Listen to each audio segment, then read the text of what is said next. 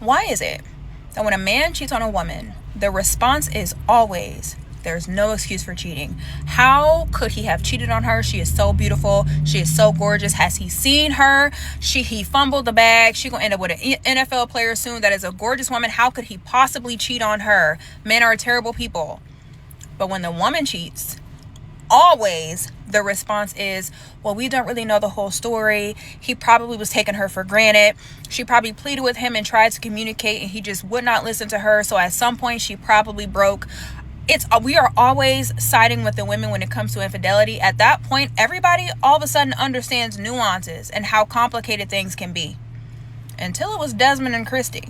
Now all of a sudden, there's absolutely no excuse. Am I saying there is an excuse that anybody should be out breaking their vows and being unfaithful? Absolutely not.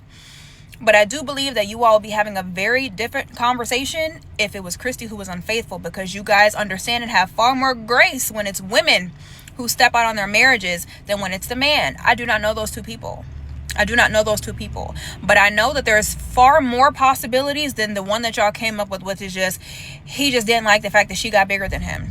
Maybe he got tired of having to perform, maybe having to always look a certain way, or always be the one who is the butt of the jokes, or always be the one who it appears to be disrespected for the sake of content. Maybe. I can't say. Don't know. All I'm saying is I just think it's interesting that everybody is so quick to vilify that man for stepping out on that marriage after requesting a separation. But when it's a woman, you guys have every excuse and justification in the book as to why she may have decided to be unfaithful. Why it may have taken her to that point. Maybe she broke. Maybe she was just so unhappy that the only thing she could think to do was cheat. But why do we never apply that nuance when it's the man who is the one stepping out in that relationship? I see so many people say, well, he should have communicated. How do you know he didn't? How do you know there wasn't a conversation? Because in order for him to have requested a separation, something had to have taken place for him to ask that of her. Am I saying that then gives that man a right to step out of that marriage? No. All I'm saying is apply that same amount of grace and nuance to all the situations, and not just when the woman cheats. Because y'all don't actually care when women cheat on men. You actually champion and applaud women when they cheat. But now that it's the man who cheated, y'all are kicking and screaming, and I don't understand that. I don't understand the hypocrisy. Somebody explain that to me, please. Men are using marriage as a form of destiny swapping.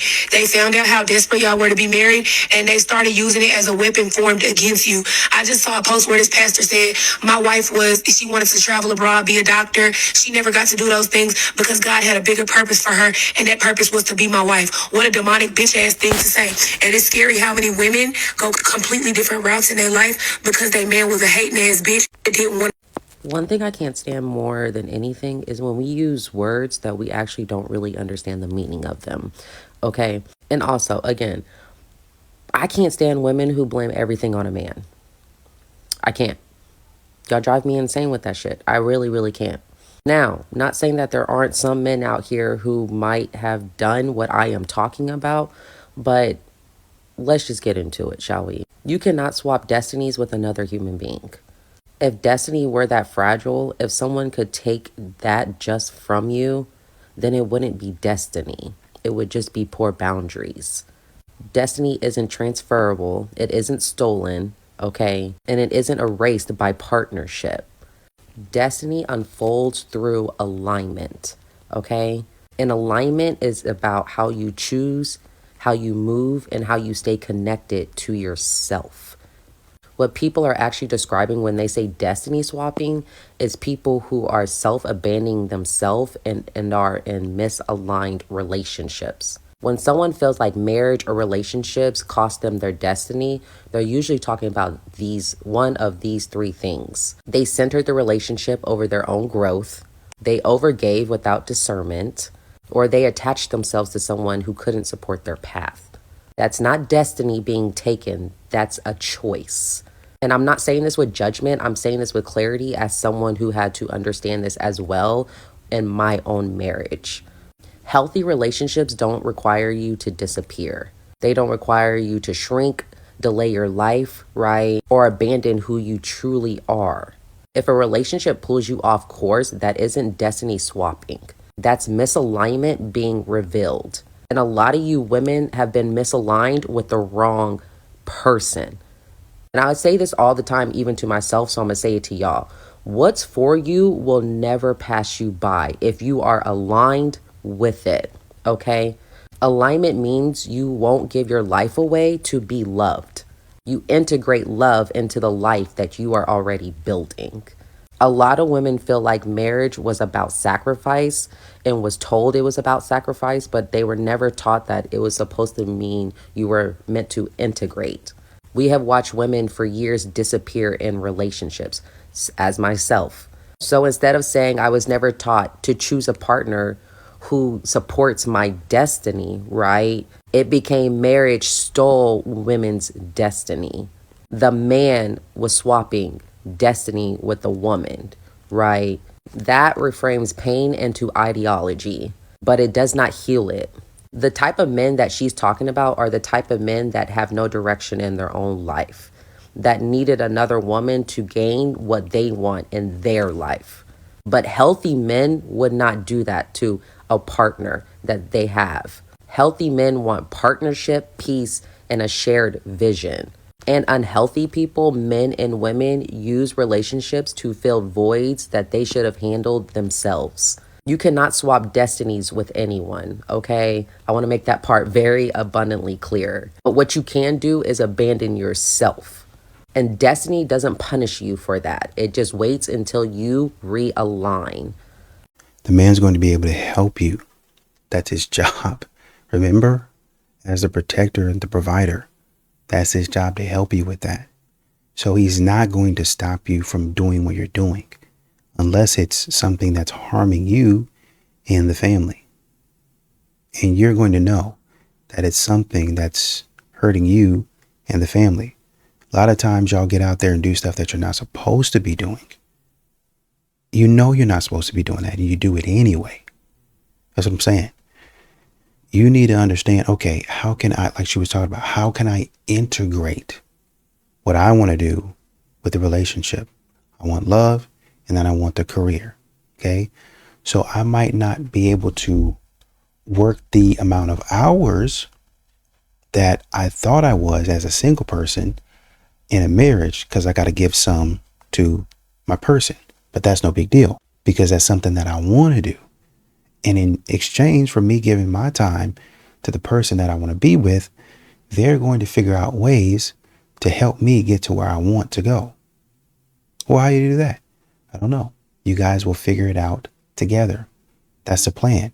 You might tell them, well, I was thinking about being a doctor, and residency is, oh man, it's going to be another 8 years. And I know the people that, or the men that I try to get with, they're not along for the ride. They don't want to be along for the ride like that. And, you know, it's just, it hasn't worked out for me. Really? Who wouldn't want to be in a relationship with you? I mean, that's 8 years, man. Maybe we could have some fun for 8 years trying to get you there. I can help you study. Bingo. I might be able to drive you to your exams. Bingo. And, you know, when you're not able to cook dinner or eat or anything, I can meal prep for you. I go to the gym all the time, and I meal prep. You know, I know you go to the gym too, so I can meal prep for the both of us. It's no problem. That's what a man will do for you. So all of a sudden, you get to work, and you don't have to worry about necessarily meal prepping all the time for yourself. You might do it maybe a couple of weeks out of the month, or maybe 3 weeks out of the month, or 1 week out of the month.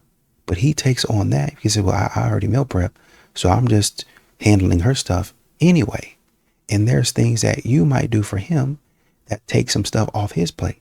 So y'all are both reaching your goals and helping each other out in the process, and living your life together, building love, building connection, building friendship. But nobody's destiny swapping. Nobody's taking anybody's destiny away from them.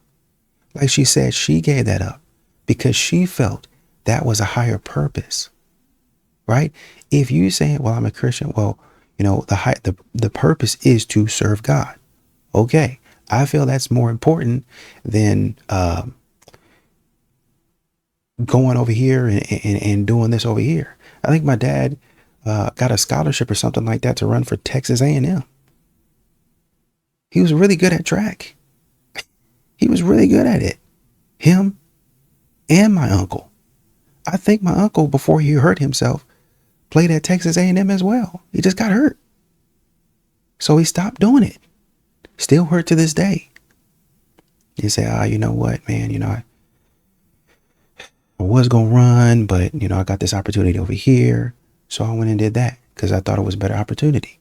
Or I had this opportunity to fly around the country and, do this with this person and be this with this person, and had the opportunity to be a millionaire many times over, But I wanted to spend time with you guys, my family, my kids, and build that up. Nobody told him he had to do that.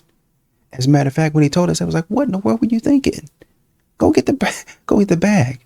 But he was thinking what he should have been thinking. Well, I can go get this money, but I ain't going to spend no time with my kids. I never see my kids. I come home, they already grown in front of my face, and I never spend any time with them, so I miss all that time. I can go get money all the time, but I can never get the time with my kids back. That's what matters to me the most. Right? Oh, well, and that man that he was about to go into business with ended up going to jail. So there you go. And if you'd have been in that, you might have been in jail too. And then you would have really missed your kids.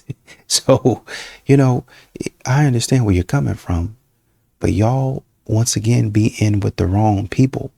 And you got to start making decisions as to where you want to go, who you want to be with.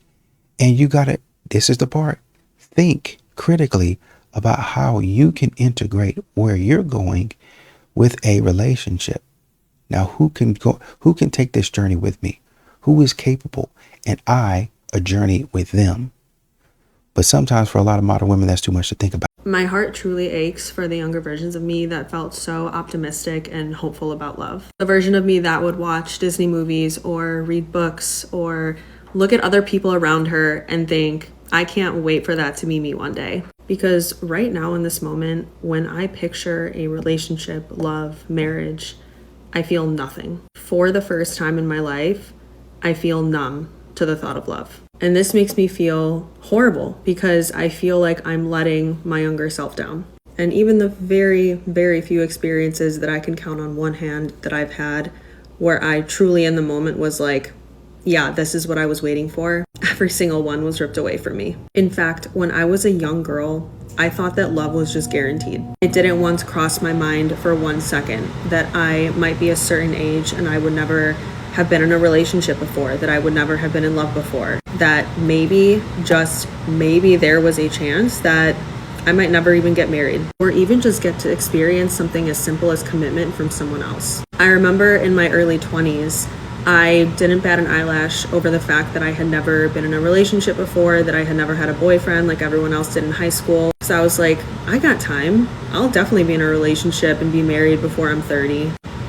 Yeah, well, safe to say that didn't happen. And I feel like either my frontal lobe has developed or I am just so jaded at this point to where, like I mentioned before, I feel absolutely nothing. I don't think about my life 10 years in the future and see myself with kids and see myself with a partner, see myself living in this white picket fence home, because that was the picture of my life that I had when I was a little girl, even in my teens and early 20s. And it's really hard for me to feel like I didn't let myself down. And granted, my desires for life have shifted quite a bit over the past few years. But one thing I know that I still want, that the little girl inside of me still wants, is to just experience like loving someone else. Just like pure, innocent love. I don't even care about marriage anymore. I don't care about kids. I don't care about buying a house. I don't care about any of that. Literally all I want is for someone to look at me and be like, I want to be with you. I only want to be with you. You are the person I'm going to choose every single day, and nothing is going to change my mind. And please do not tell me in the comments, you're the love that you're seeking for. You need to choose you. Stop it. That is not the same as romantic love, and I will die on that hill. But the harsh reality of this is that it's not guaranteed. And that's the biggest difference between who I am now versus who I was before, is I thought that I was guaranteed love. And life has shown me throughout the years that that is very much not the case. And I would be lying if I said that I would be very disappointed in myself if I made it to the end of my life not fulfilling this one wish, this one little wish that my younger self has been wanting for forever. You're almost there. You're almost there. I'm telling you, when you get to this age, or when you get to this stage of your life in this area, in this mindset, you're almost there. Almost there. What you're doing sounds like is shedding off a lot of, well, I want this and I want that. All I want is love. And that doesn't mean that you go after it with reckless abandon, but you focus in on it and you're intentional about it. Well, I was intentional about this and I was into. Y'all be intentional about these careers and these jobs and being a boss babe, but you don't be intentional about building a relationship. I'm telling you, you don't be intentional about it. Yeah, you might have some failed relationships to where the guy was messing around. Let's say you have 5 failed relationships or 5 relationships where it didn't lead to marriage. Okay. Even if we give the guy 3 out of the 5, okay, the majority of the time it was his fault.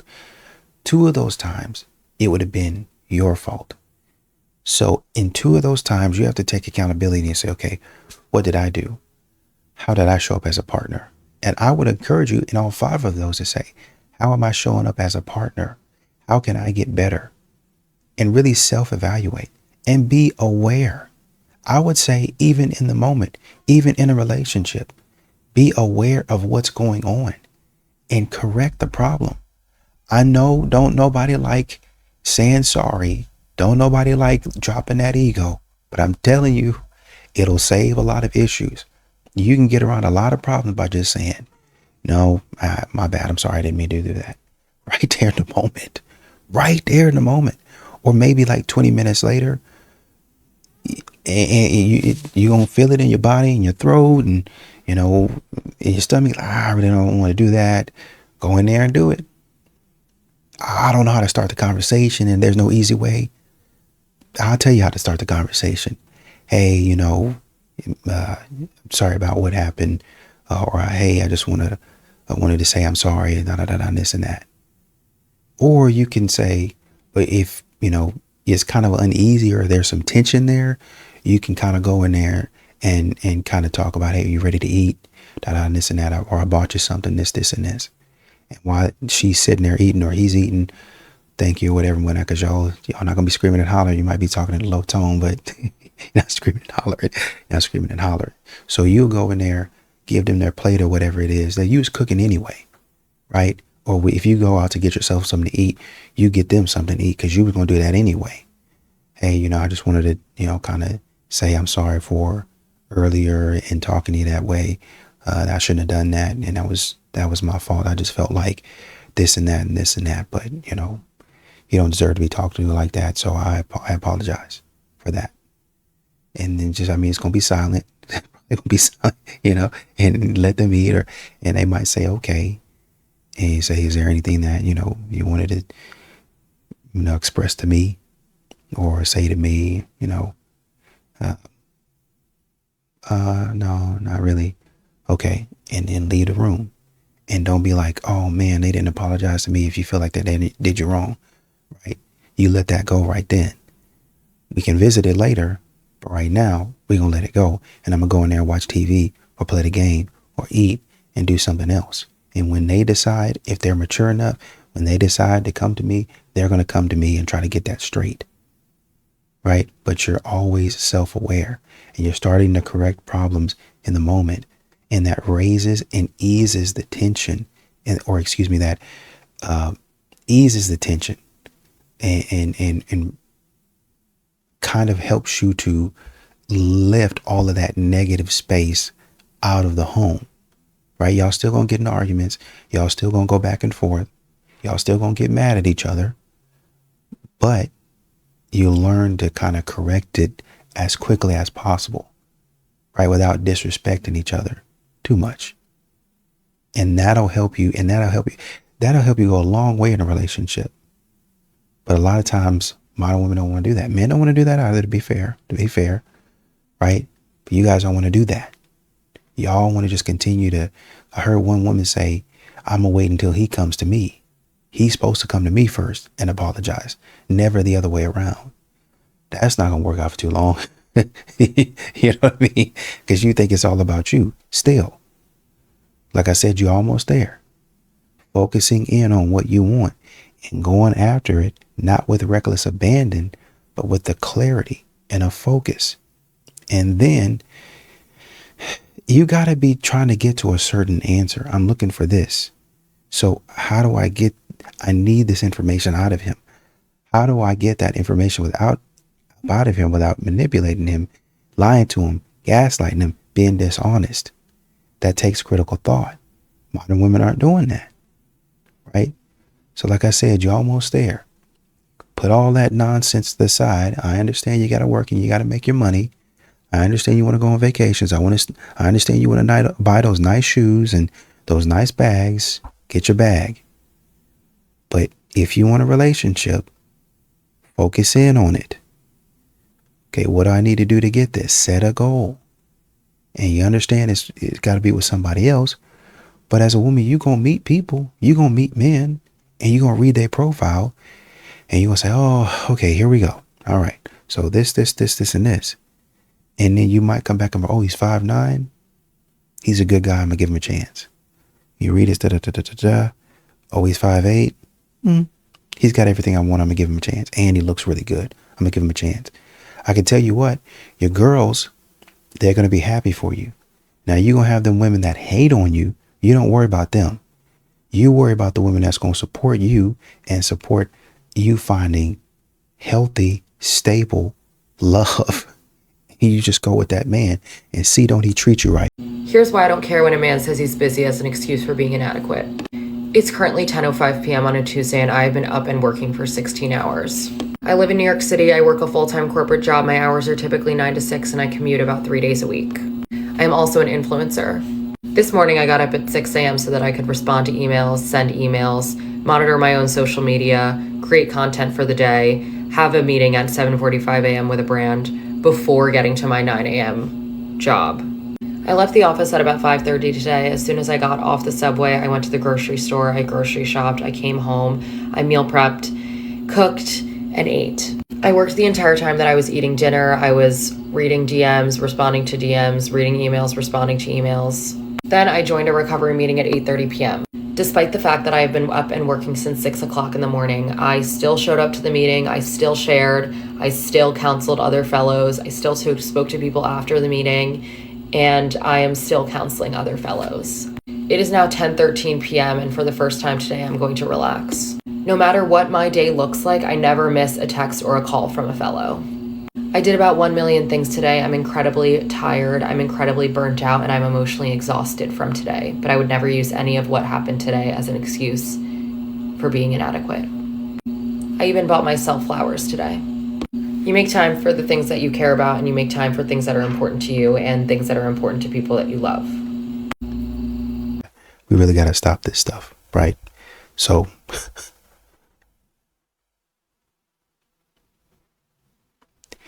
I get where you're coming from, but sometimes people are busy, right? You worked a 16-hour day. Let's say I get up at 6 o'clock or 4, depending on when my body wakes me up. 4:30. I get up, I start working, right? I do my thing, and I got to get up and do stuff around the house. It means cleaning. If I got to go grocery shopping, then I go grocery shopping. And I'll come back. If I got to take care of the family, spend time with my wife, I'll do that. Okay? If I need to go do something for church or something else, or running a business, right? Making sure taxes are straight, payroll, that sort of thing, you have to answer that. Taking calls from people who want to help you run your business, and then calling people who can help you run your business, consultants, agents, and filtering out to see if they could potentially help or if you could potentially help. Brands as well, if that's a thing for you. Sometimes that's a thing for me, okay? Then, right around, I want to say, Well, I really don't have a set time to eat dinner. Maybe 6, 7, maybe 8, maybe 9, whenever I can actually get to it or eat a little something, cheese or crackers or whatever I can get to, right? Then I go back to work. So I'm still working. And maybe if I'm lucky, by the time I get through with a good majority of my stuff, maybe 70 to 80% of my stuff, I can go to bed at around 2 or 3 o'clock in the morning.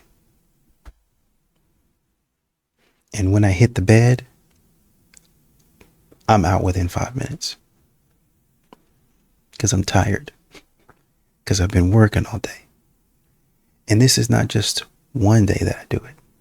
It's multiple days that I do it. You guys got to stop. Just ask that man what he has going on. And that's it. Oh, it ain't no excuse for this, and this.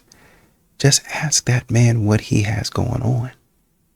Here you are again, trying to elevate yourself. Because this is what modern women do.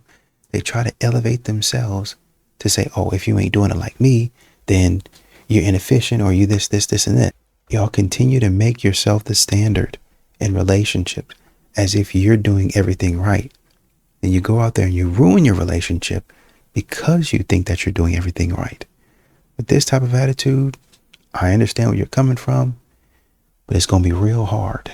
It's going to be real hard to be around you.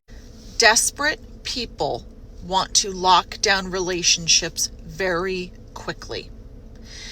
They want you to dedicate your time fully to them. Healthy people understand it takes time to get to know somebody. There's consistency, there's time, and they know that over the dates that you guys have planned, whether that's a month, 3 months, whatever, you guys will figure out who each other is and whether or not you're good for one another. That happens through asking questions, seeing the dynamic, being healthy, all of that. When somebody wants you to fully commit to them right off the bat, this person is trying to lock you down without knowing who they are. And I'll tell you this. How many dates have you been on? How many have you been on that you sit down at a table, first, second, third date, and a person brings out a list and says, hey, here's my list, and here are all the things that you're probably not going to like about me. And if you've contacted the past 8 people that I've ever dated, they're going to say, I'm a cheater, I'm a liar, I'm a manipulator, I'm abusive, I'm this, I'm this, I'm this, I'm this. Nobody does that. And they don't do that because they don't want you to know all of the dirt that they have under the rug. So you have to figure out all of these things, how you handle arguments, how they handle stress, how they dedicate their time to you over a long period of dating. You have to figure that out, and you cannot rush it, especially now in the dating world. People have so much crap going on. Great people. I'm not saying everybody has stuff, but there's so much crap in the dating world. You have to be particular with your energy and who you commit to make sure you're choosing the right partner and you're not wasting time with people that are not healthy. I mean, yes and no. It just depends on how good you are at reading people, right? Because you have a lot of modern women out there that take their time. A lot of people that take their time. Well, you've been dating for 2 or 3 years, and I think it's finally time to go ahead and go to the next step. And they go to the next step, which is getting to the engagement. Engagement goes well, and they might get married. And then that person, as soon as y'all get married, you get divorced. Well, how could I have known this person for 4 or 5 years, been with them, lived with them, the whole 9 yards, and this still happened to us? Well, when you get married, sometimes people change. They flip, but then there are some times where y'all actually didn't really know each other. Y'all were just comfortable with each other, right? Well, I kind of know this and that about them, but I don't know like the deep stuff about them. You can get into a mode of just doing stuff every day and not really know somebody on a deeper level, right? And I think there's a lot of modern women out there that take the approach which is very passive. You ask the questions that you know to ask, or you ask the questions that maybe your friends think is suspicious. But honestly, all of y'all are single, so y'all don't really know what questions to ask. I mean, there are some questions that you ask that are good questions, but as far as, okay, what signs are going to tell me that he's not only a good man, but a stable man? Who can help me with that? You don't know what you don't know. Well, I'm going to bring in a man that I know for a long time to kind of help me out with this process. That's what needs to happen, right? You can't, I mean, yes, you can be love bombed, but then, like I said, also, you can go a long, long time and y'all still get divorced, right? I know what you guys are probably thinking is that you can go so long that they're going to show themselves and they can't keep up this facade forever. But then you have people like the BTK killer, right? You have people like Ted Bundy. You have people like Jeffrey Dahmer. And I understand those are extreme cases. I'm just highlighting to say that you can definitely wear a mask for a good while, a good bit. And something so dark and cruel and heinous can come out of them when they're actually caught. So I think it just depends on, assuming that they don't, switch up in the marriage, assuming that everything is steady and they are who they were in the beginning. You can ask all the questions you can ask, but you also need specific help in trying to figure out the other side of him. In 2025, one of the funniest things is listening to men complain about how women are the ones who refuse to apologize after an argument or, whatever the case may be. And being a man in a relationship with a woman for the last 18 years, and even prior to that, I was with a woman for 6 years. I can tell you why women, if they don't apologize, I can tell you why they're not apologizing to you. When I be telling y'all that women's behavior, the vast majority of the behavior that men don't like about women is directly linked to men hate to hear that. We don't want to hear that. We don't want to hear how we are the ones who actually provoke women or push women to act this way. First and foremost, most women apologize. Most women don't have a problem apologizing, right? But apologies in relationships are like bargaining chips. They're like power. You know what I mean? Men are vying for power in the relationship. And every time you can get a woman to apologize to you, you take more power from her. So let me tell you how this happens really quick. In a relationship, women are the ones who do the vast majority of the emotional labor, right? What that looks like, or part of what that looks like, is when there is an issue that exists in the relationship, the women are the ones who bring it up. The women are the ones who actually figure out a plan of action, a way to attack it. Let's solve the problem, right? So women will typically walk around thinking about how to address this problem with this man because she knows that the majority of the time she can't just come directly to the man and be like, hey, this is the problem. The man acknowledge that, okay, this is a problem and we should address it, and then figure out the best course of action together.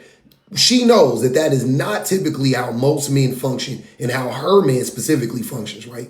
So a woman will walk around for a day, 3 days, 3 weeks, whatever it is, thinking about how to talk to this man about this problem. Finally, here comes the day. She's like, all right, today is the day I'm going to address this problem. And she brings the problem to the man in a very palatable way, one would assume, right? So she's very calm. She has thought about it. She lays out the problem, right? The man, being the man that he is, he doesn't want to accept accountability, because to accept accountability puts him in a weaker position in the relationship in his mind. And like I said before, men are constantly vying for power in a relationship. A man is struggling for power. A woman is just trying to make the relationship work. Men are trying to dominate and control. So in this situation, the man is like, okay, I can either accept accountability, accept responsibility for the role that I played in this or what I'm doing, and we can learn and we can grow, or I can reject it and then figure out some way to flip it around on her, villainize her, and gain power in the relationship, right? And most men choose the latter. So the woman, after bringing the problem to the man, she's addressing it calmly. He rejects it. She gets agitated. He rejects it. She gets more agitated. The third rejection, now she's irritated, agitated, and she can't believe that he just won't understand like this very simple problem that she has brought to him. So she may yell now, she may call him out of his name, whatever the case may be. And that, as soon as that moment happens, he got you, right? That's how men think, I got her.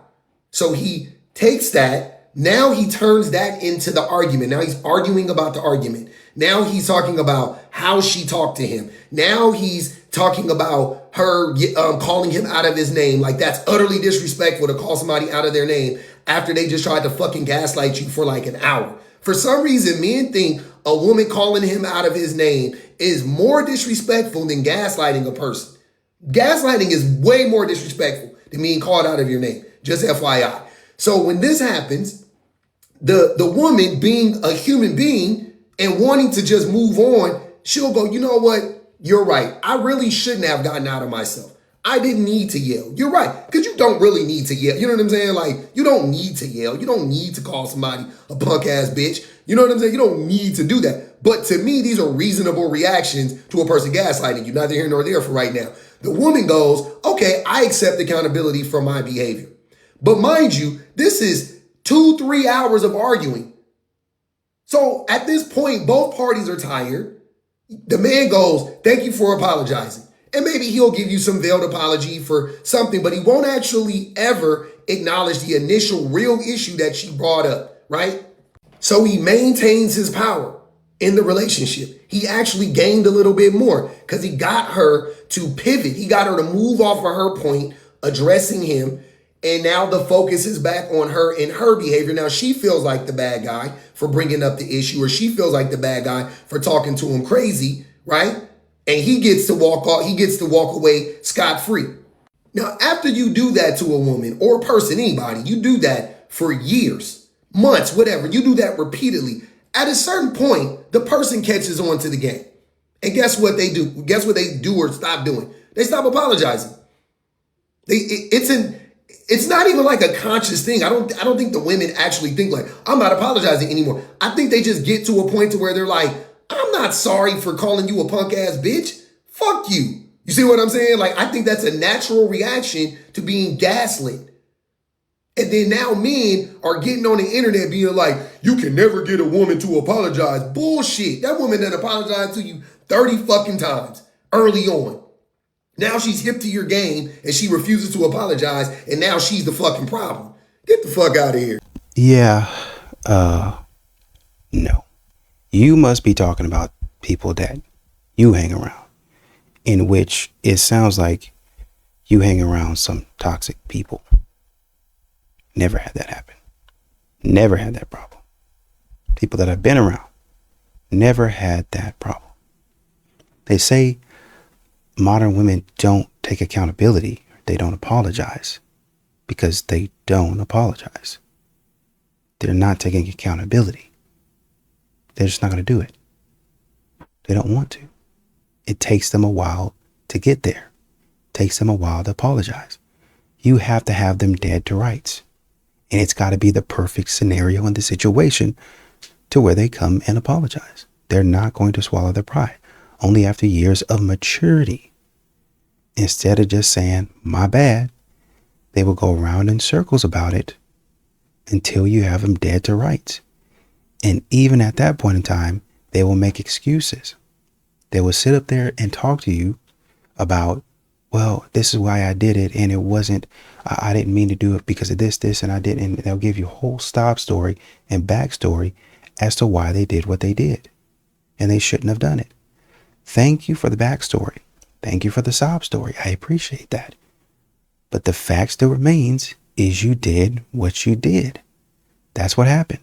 And so now we're trying to piece together and figure out how to move forward. One of the ways that we can do that is if you apologize. You're sitting up here talking about men, which I think is wildly inaccurate. Like they're the ones that are all men, by the way, men in general, are the ones who are starting the issues. When you know good and well, a lot of these ladies can go out there and they can start the problems. They can start drama. They'll even tell you, I started the problem. I'm the problem. I'm the issue. Why are they saying that? Because they've thought on it and they realize, even after relationships, yeah, that was my fault. Had a woman on here the other day said, man, I put my husband through a lot. I put him through too much. I dogged him out. I called him names. I did this, and this. And finally, when we divorced, he went and got somebody else, and she's treating him right. She's doing right by him. She's treating him like I should have treated him. And she's taking accountability years later. Oh, I'm happy now. You know, he's moved on. I've been through therapy over it and yada, yada, yada. Does that sound like the man's problem, or does that sound like the woman's problem? When a woman is sitting in the car talking about, I left a good man. He's doing this for me. He's doing that for me. He's doing this, and this. Does that sound like the man having the problem, or does that sound like the woman having the problem? Hey, maybe you shouldn't say that about your husband. Woman getting on here calling her man ugly. Maybe you should apologize. Maybe you shouldn't blast your man like that, especially if he's doing right by you. Oh, well, I just feel as though, and then you want to get back online and talk to us about how you were justified in saying what you said about your man. Women out here calling their man's genitalia small, inadequate, knowing if he were to do the same thing in reverse, they would have a problem with that and be ready to divorce him. And you have a whole comment section of women talking about leave him. Oh, I'm an attorney. I'll give you free aid. You get free services. We just want to stick it to him. Instead of just saying, hey guys, this thing has gotten out of hand. You know, I didn't really see it getting out of hand. I'm sorry. I should have never posted that video. And I got to bring my husband on camera and apologize to him. I think I've seen maybe one woman. She wasn't apologizing, but she brought him on camera. And he was kind of like, what's going on? Because she was saying, hey, I want to take an opportunity to thank you as my man for this, for that, for this, for that. And she went down a list of like 4 or 5 things. And, you know, it took him a while, maybe like 2 or 3 minutes to relax and say, oh, this is not a prank. Oh, she's serious. Oh, she is actually thanking me for the stuff that I do, for the things that I contribute. You don't think there's anything to that? But once again, now we got to blame the men for not taking accountability. If a man don't take accountability, the world is going to force him to take accountability. Somewhere in there, they're going to force him to do that. We're having a problem with modern women taking accountability and apologizing. Period. End of story. I don't know where you got that from. I don't know what side of town you stay on. I don't know what you got going on. But no, absolutely not. Men are so predictable that once you start to learn the male code, it's going to be so much easier for you to date, because you'll almost like anticipate certain things, and when they happen, you won't be surprised, and you'll learn not to react and perhaps like the way that you've always been reacting, because you see it coming and you know what it means under the surface, and you'll know how to react. So this is part 3 of decoding the male code. First thing, there is a concept called the rubber band concept. This is the concept that men need distance in order to create closeness. There is a spectrum to this, but largely you will find that men, especially when you're first starting to date them, will need a little bit of space in order for that connection to blossom. A secure guy and a guy that's not playing games will come back pretty quickly. It's not supposed to be this like huge rubber band, right? But there will be a bit of silence and a bit of space and a bit of distance that, in my opinion, is quite healthy. There's a spectrum again where someone that is very avoidant or is playing games or is a player, that rubber band will be huge as fuck. So I'm talking about the little rubber band, and I need you as the woman to anticipate this and know that it's potentially coming, and to be okay in that space and not to cling and go towards them so aggressively, so to say, so that you don't make that rubber band even bigger and you don't scare them off. This is also similar to the concept of like the man cave, right? That term didn't just come out of nowhere, right? Men, when they are processing something, are much more inclined to want to retreat internally and to do that processing on their own. Yeah, some of that is toxic because they've been told that they shouldn't express their emotions, blah, blah, blah. But a lot of men still do it, right? So they still want to just like go into themselves and think and process, whereas generally speaking, women want to be expressive and talk about those things. So it's, again, in those moments where that guy perhaps is retreating a little bit to avoid the temptation to fix, to lean in, to be like, are you okay? Are you mad at me? What's wrong? Like that sort of like pestering, because that's only going to make them want to like go deeper into themselves, especially if they're more avoidant. And you just need to be also practicing, if you're anxious attachment too, especially, that just because there is silence, it doesn't mean that someone is mad at you. I also see a lot of women that feel the need to like do a lot of like grand gestures for a guy, and I think if you're trying to be with a guy that's like a provider and a masculine guy, they actually like don't necessarily like appreciate that stuff as much as like we think that they would, because it's something that we would.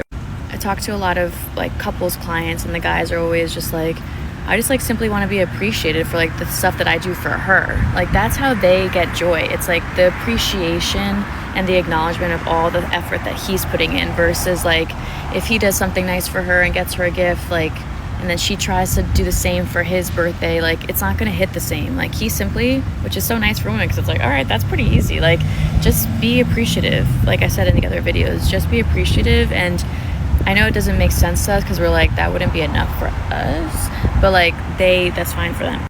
Okay, bye. You know, you say all of this and they still don't get it. A woman in the comments says you get more when you do nothing, and 20,000 people like that. No, you're going to have to do something in the relationship. Stop listening to these women. First of all, they're not married. Second of all, they're not even in a relationship. Third of all, she's just talking. She's observing relationships that she doesn't know the entire context about. She doesn't know it. She's not even experienced it. Well, if you do this, you do that, I hear what you're saying. It's toxic for a man to go into himself. Or get this, it could just be how he processes things. It could be when he's focusing in, that same toxicity that you're talking about, he's going to use that to protect and provide for you. He's got to, okay, let me see what I need to do in order to get my family from point A to point B. And if you're in his ear, that's actually toxic. Let me process and see what I'm doing, because I have to see it clearly. Does that mean that you can't talk? No, but it means all of the nagging and all of the questions have got to stop. You've got to be mature enough to work with him instead of working against him. Well, what does that look like? You coming up to him, maybe, and saying, hey, this is what I'm seeing on my end. I've had experience with this, and this, and this is how it looks on my end. You know, just kind of try to give you a different perspective on everything, because I know you've been thinking about this and trying to figure it out, right? And he'll take that and he'll try to use it and say, okay, my wife said this, or my girlfriend said this. Let me see if I can integrate it, because he has a full picture of what he's trying to do, or he has a different picture of what he's trying to do. But your input will probably help him to process different assets, or different aspects, I should say, of what he's trying to get done, different aspects of his vision, so he can have a complete picture of what he needs to do. That's the way that you help. A lot of times y'all come in there trying to impose your will on the man, trying to force down his throat what you want him to do, trying to subtly say to him, oh, well, you know, my daddy did it like this. Well, your daddy don't live here. Or my granddad, he did it like this, and this, and that's just the way that I'm used to. Okay, once again, your grandpa don't live here. He don't pay the bills here. So his way might not necessarily work. Thank you, grandpa. But and you know what? You can even say, you know, when I was growing up, you know, we would go here, and here. And, you know, I used to see my grandpa have this kind of the same problem. And so I would watch him and I'd be like, what is he doing? And he would do this little trick right here. And it usually would work. So I went out there and tried it, and I wasn't able to reach like where I need to get to. Like, say, if you're working on the car, I wasn't able to reach. And so I was trying to see if maybe you had some tools to where I can try to see if it works, because I saw him do it. That man is probably going to get up and say, well, no, let me do it. I'll go get the tools. You shouldn't be doing that. Now show me what you were talking about. Well, he was saying, and you try to look in the engine with him or look in the car with him or whatever it is, right? It's a certain way that you're presenting it to him.